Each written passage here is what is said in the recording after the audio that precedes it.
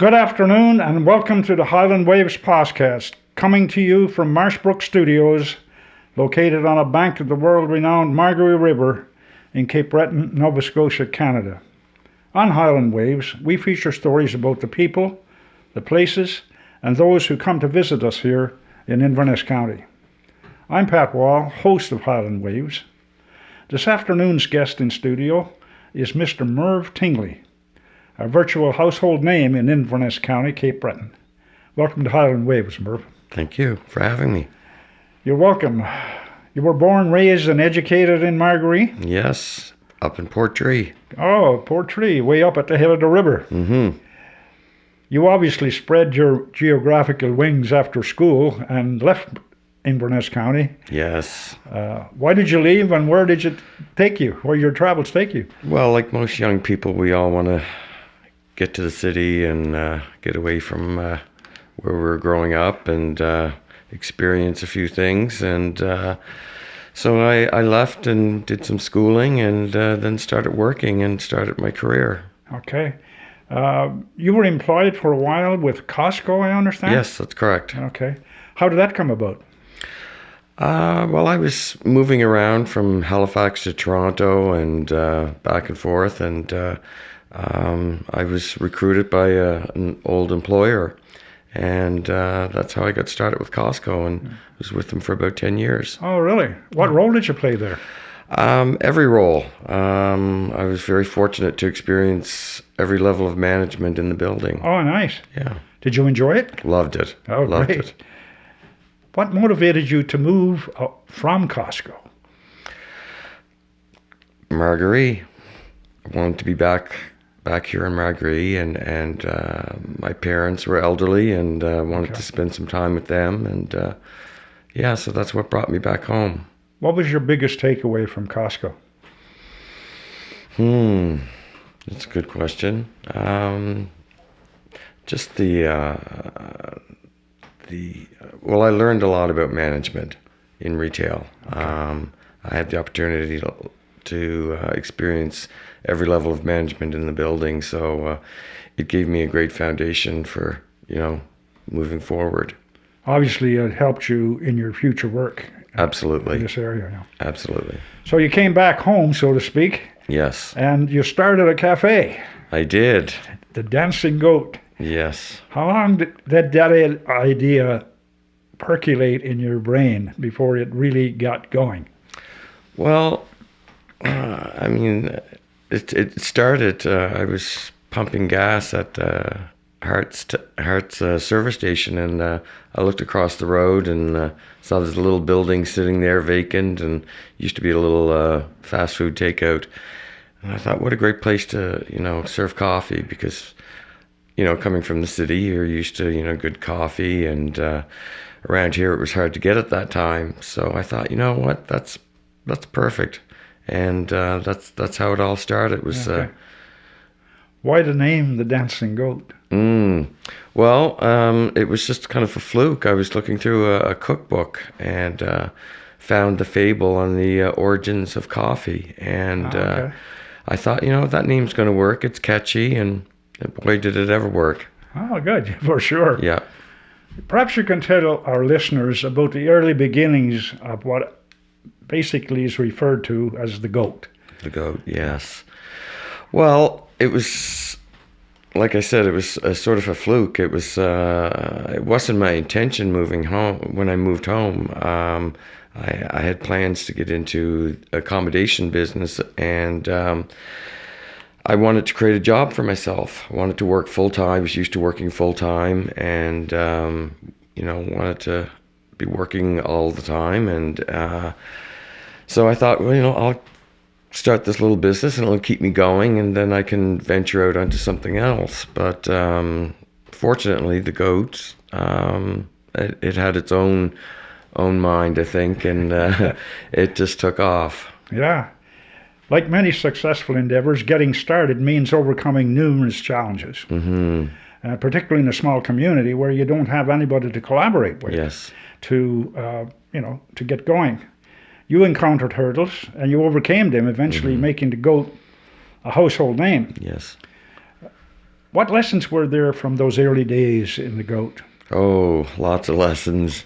Well, it was a hard industry to get into. There's not a lot of support out there from government agencies and whatnot. So I really had to rely on my parents. My parents,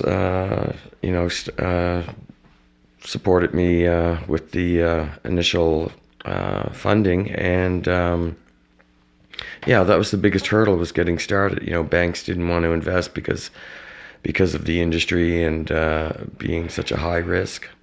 Okay. Were there any lessons from those early days that have helped you going forward? Well, you really have to be committed, and at first I just thought it was going to be a little job just to kind of get me through the winter months. There was definitely some lessons to be learned. The financial aspect of it, creating a product, being in a isolated area, so there was definitely lessons in that aspect. What was your secret, if there is one, to operating a cafe in a small community, especially in the winter months when you can't rely on visitors? Yes. So you have to, deal with what you have, and when the tourism season is gone, staffing must be a challenge. Yes, staffing was definitely a challenge, but I always said that if you support the local community, they will support you. And yes, the tourist industry is great. The tourists are great. That's your bread and butter. But your local community is what carries you through tough times, the winter months. Yeah. And that was my focus, was to bring a service and a product to the locals that we had nothing around here like that before. So that was my main intention, was to really support the local community, and in turn they supported me. Yeah. Well, certainly it worked out that way for sure. Yes. As a matter of fact, I was in Newfoundland recently, and we had a dinner with a bunch of people.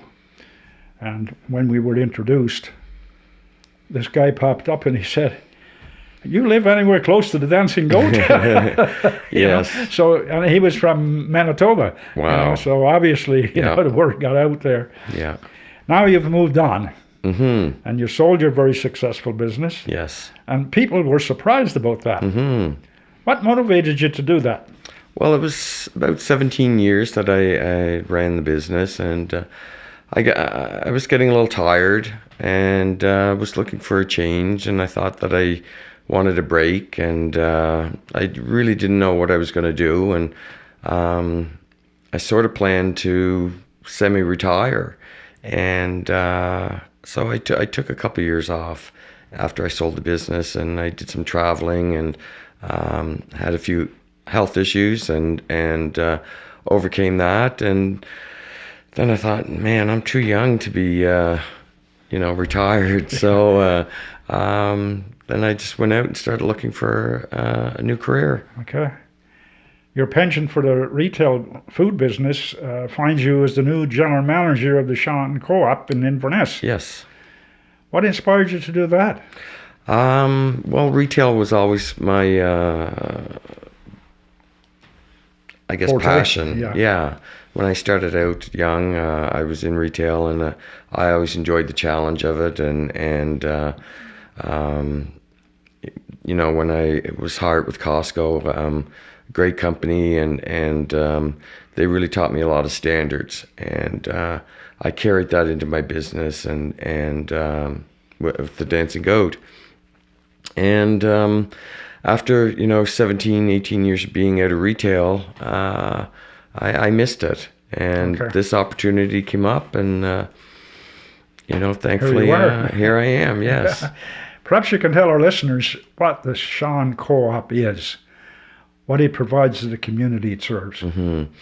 Well, of course, it's a cooperative, and it's member owned, and it's member driven, and it's a fantastic service to the local community. Without it, I don't know what we would do. There's not a lot of competition rushing into our small communities, so the co-op plays a vital role in our local community. Okay. How does a co-op supermarket differ from a conventional supermarket as we know? Like Loblaws and Sobeys and those kinds of things. Well, like I said, it is member owned, so the profits and proceeds come back to the members, and it's reinvested back into the community. If you take a Loblaws or a Sobeys, you probably wouldn't have that. So it's not about just profit. It's about profit for the members. Stays in the community. Yes, absolutely. Okay. How many members do you have? Ooh, good question. That I can't answer off the top of my head. I've only been in the position for a few months now, so there's still a lot to learn and a lot of digging and questions that I have to ask. Yeah. How do you receive and incorporate feedback from your members into the decision-making process? Well, we are operated by overseen by a board of directors.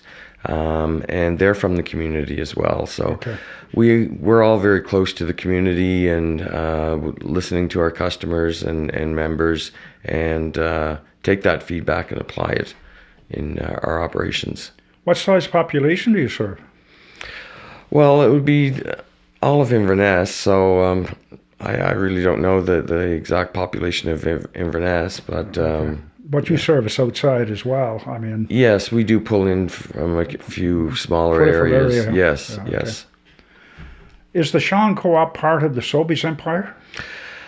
No, Sobeys is our main supplier. It's a supplier. Yes, yes, and they do provide support and in operations, but we are still 100% member owned. Okay. Yes. A frequent topic today, due to economics, other reasons. How about food waste? Is that a huge issue for you? Yes. Of course, this industry is famous for food waste, and there are things that we can use to minimize food waste. And right now we have a new program called, or a new app, I should say, that's called Food Hero. And it provides discounted product that would normally go to the garbage at a discounted price for its members. And just products that are drawing close to its expiration date. Okay. And it's been successful across the co-ops, and it's starting to take off in Inverness. Okay. You're relatively new to your position, as you indicated. Have you had time to review the systems that are involved with managing the food waste situation? Not yet. It's. I mean, of course, it's part of my responsibility is to minimize waste and to ensure that that's not it's managed on a day-to-day basis. So right now, like I said, it's managed on a day-to-day basis. Leaving aside size, what are the biggest differences in the two environments of retail food service, Costco and the Sean Co-op? Oh, big difference. There's a lot of similarities, but there's a lot of differences as well. I mean, Costco is so high volume and big. I don't know if you've been in, but it's quite a different business from operating a local grocery store in volume and whatnot. My impression of Costco, when I walk in there, it's a big warehouse. You see people going around, customers going around with great big carts. Yes, absolutely. It's quite different. Yes. Visually, anyway. Yeah. With all the recent turmoil in the media coverage about tariffs, people are concerned about how much they're going to pay for their food. What is your perspective on the product coming from the US and how that's going to affect food prices for people and for you, for that matter? Well, I think when this all started with the tariffs, the support Canadian movement was really started, and you can really see that there's people out there that are still conscious about what they're buying, and still looking for Canadian products. And we've had some changeover in products that we would have U.S. For example, pickles.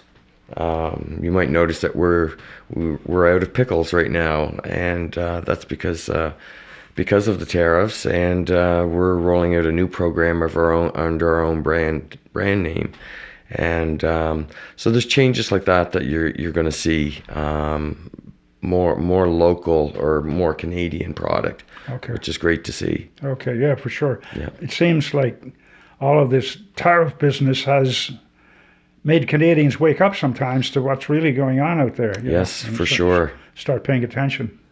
What particular products do you think will be most affected by this as we go forward, if it stays the same as it is now? Well, of course, all imports are going to be affected, I think, when it comes to food. We're seeing it. When I look back over the financials for the last year or so, you can really see the price increase in cost of goods, and of course that's passed on to the consumer. I think right now, from my experience and what I'm seeing, I think most food products are going to be affected by this. To now, what are the biggest challenges you've had managing this co-op?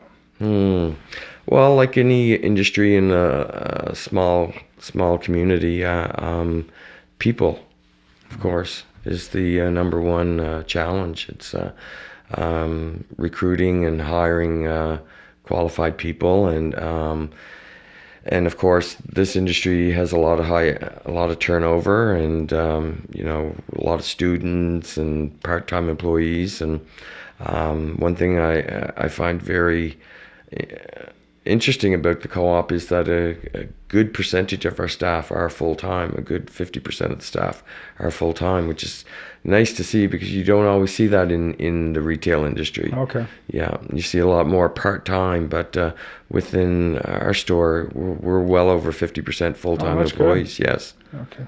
Yeah. Are you a unionized organization? Yes, our store is unionized. Okay. For all the hourly employees, management is not part of the union. Okay. Yeah. You were very successful with the Dancing Goat.